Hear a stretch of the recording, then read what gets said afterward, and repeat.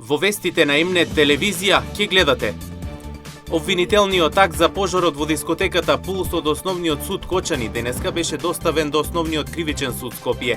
Врховниот суд оценил дека Основниот кривичен суд Скопје е несоодветен за процесирање на овој случај.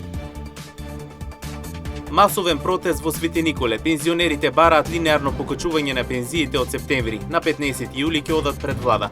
Силно стојат со ставот покачувањето никако да не биде процентуално. Успешно завршен вториот уписен рок во сите средни училишта во Штип. Најголема бројката во Средното општинско училиште Колен Ехтенин и Средното медицинско училиште Јане Сандански. Задоволителна засега е бројката и во Средното текстилно училиште.